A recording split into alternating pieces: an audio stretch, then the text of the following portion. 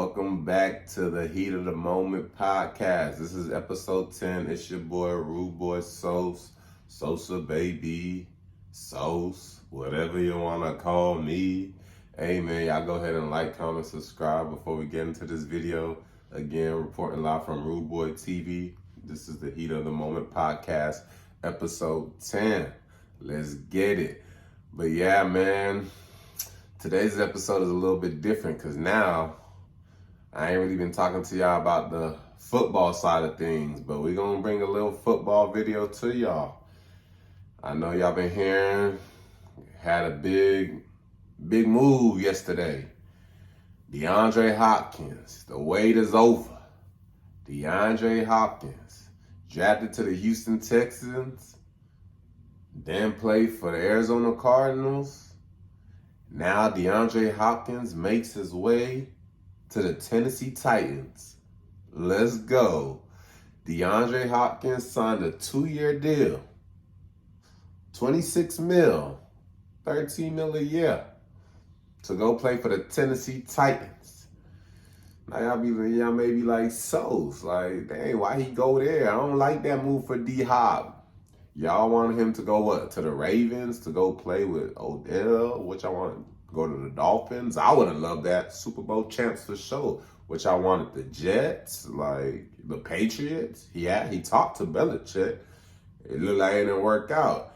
And from what Belichick don't go for them type of guys, man. He went for Randy Moss, had that 1 or 2 years that they went crazy. Let that boy go. Like, I don't know if D-Hop and Belichick gonna vibe together. But my boy decided to go to the Tennessee Titans. Ryan Tannehill's the quarterback right now. They got Malik Willis and Levi battling for that starting spot. There's a lot of people that say Tannehill ain't going to be the starting quarterback at the end of the year. Some say he may not be the starting quarterback to start off the year. Tannehill's my guy. Tannehill was drafted to the Dolphins. I understood Tannehill never had a chance in Miami. They never provided the correct supporting cast. So he never really thrived. The 1 year they did, they made the playoffs. And then they still don't give Tannehill that credit because it was Matt Moore that had to go play the playoff games because Tannehill was hurt.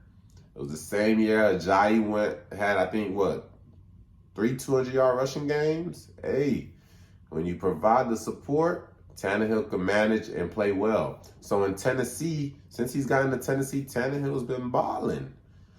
Tannehill has had Derrick Henry to hand off the rock to 25, 30, 35 times a game. Shit, maybe even 40 times a game. Like, that's been easing the pressure off of Tannehill. I got a running back. I got a bike that's going to take it 100 yards at any given moment.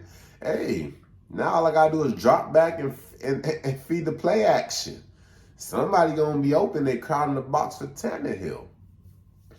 So Tannehill's a decent guy for the job. I don't say he's a franchise quarterback. I say he's a good game manager.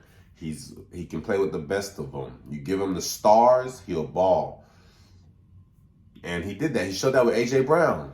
Like, surprised me. I'm like, oh, so you were really that guy that if we gave you a deep threat, a solid number one, which we never gave you in Miami. You had Mike Wallace, trash. You had Jarvis Landry, buns.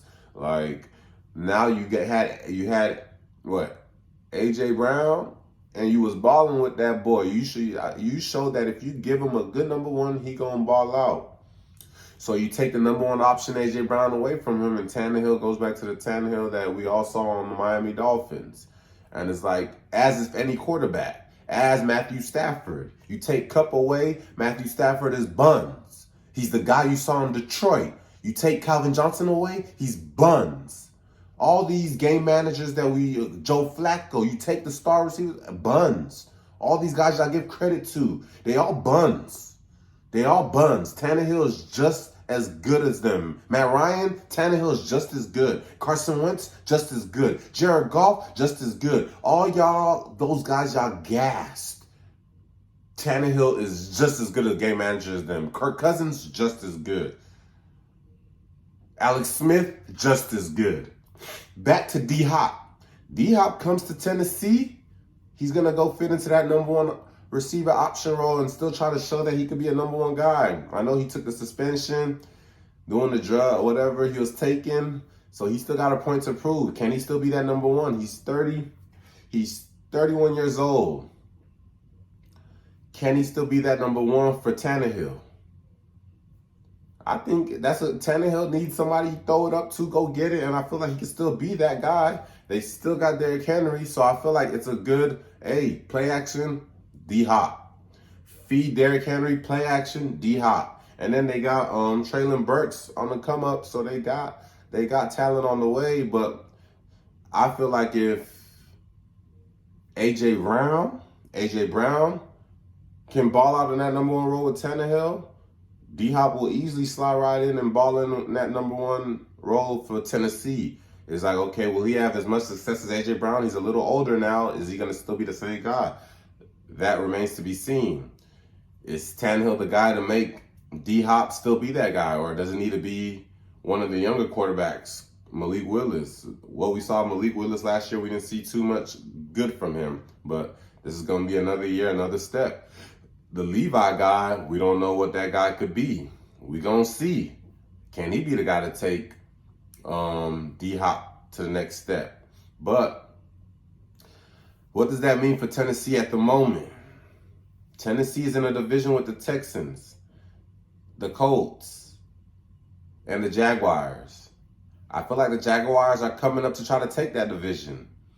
They might overthrow the division this year and take that division for good. We have the Texans might try to make a case. I'm not trusting it. But I will think that it will be Tennessee and it will be the Jaguars battling for the number one to win that division. And that's a good matchup. I think they were both tied. I don't even remember who won the division last year. I think it was like both of them it came down to the last game of the season. I think Jaguars won and might have won the division. Don't quote me on that, but I think that's what happened. I don't pay too much attention to that sorry division. I'm a Dolphins fan. You know what I'm worried about. We worried about the Jets, the Patriots. We worried about the Bills. It's going down this year. But back to the Tennessee Titans and the Jaguars. I feel like the Jaguars and Tennessee Titans may battle it out. I may give it to the Jaguars to win the division this year. Trevor Lawrence is young and he's a gunslinger. And he's going to take that next step. They got the running back. He's nice. They got receiving corps. They got receiving options.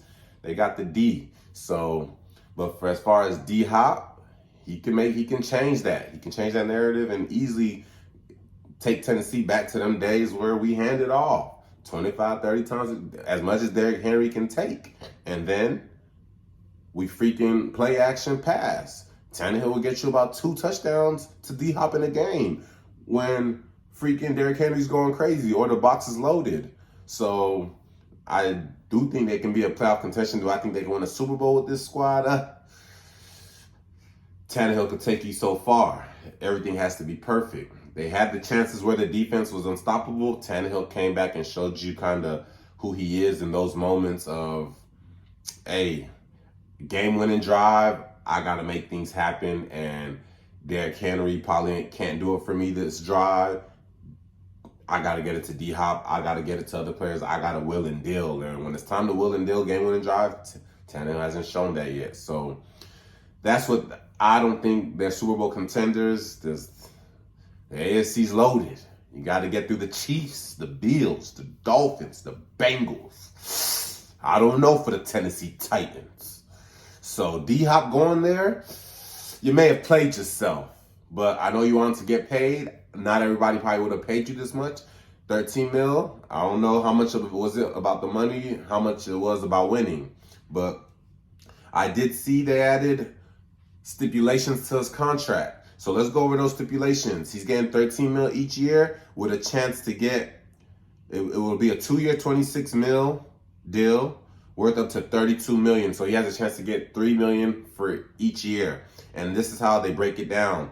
So he can get up to $1 million in the receptions category each season. If he gets 65 receptions, $250K. 75 receptions, $500K. 85 receptions, $750K. 95 receptions, $1 million. So I think he can get anywhere from the 500,000, 75 receptions to 95 receptions if healthy. So he can get anywhere from the 500,000 to 1 mil off of receptions alone. Now let's go to the yards. 750 yards, 250K. 850 yards, 500K. 950 yards, 750K. 1,050 yards, 1 mil. So another mil for yardage. And he can get up to that. Like I said, same thing. That 850 receiving yards, he can easily get 1,000. Like Tannehill will throw it up to you that much because if you're trustworthy to him, that he's that type of quarterback that, hey, let me throw it up to you, hope you could get it. Not that I'm that skilled. Let me throw it up. I'm gonna need you to get the jump balls. So he can get anywhere from 850 yard receiving yards to that 1,000 or higher than that. And then the last category where he can get another mil up to another mil for is touchdowns. 250K for 4 touchdowns, 250K for 4 touchdowns, 500K for 6 touchdowns, 750K for 8 touchdowns, and 1 mil for 10 touchdowns. He for sure can get that 6 TDs, another 500K to 10 touchdowns. No, another 500K to 1 mil. So the 10 touchdowns is a reach. I don't know about the 10 touchdowns. Tough.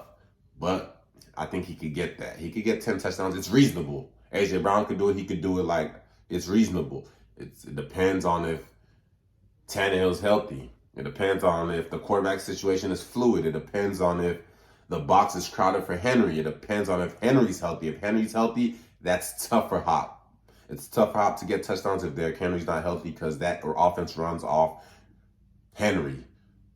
Feed, get everybody in the box, play action over the top. That's just what that game plan is with that with Tannehill. Now, if Levi's a franchise quarterback and Will and Dylan or Malik Willis is that guy, then cool.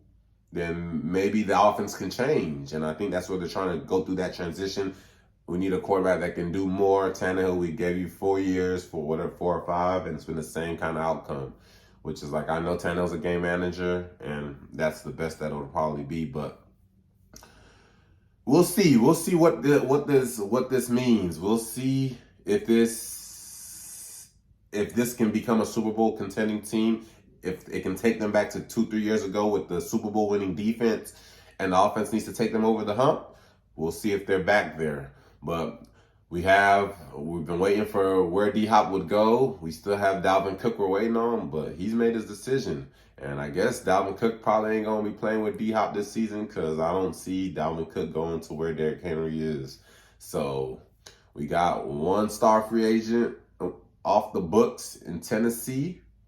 And we'll see how that season looks this year for Tennessee. But that's all for this episode, episode 10. Hey, man, we 10 episodes deep. Stay along for the ride. Comment what you want me to talk about. Hey, what's going on in the sports world? Let me know what you want me to talk about. I'll feed into it. I'll give my take on it. But this is it for episode 10. Y'all go ahead, like, comment, subscribe. Follow with your boy. We going up. I'll holler at y'all later. You dig. In the heat of the moment, I know I can trust myself.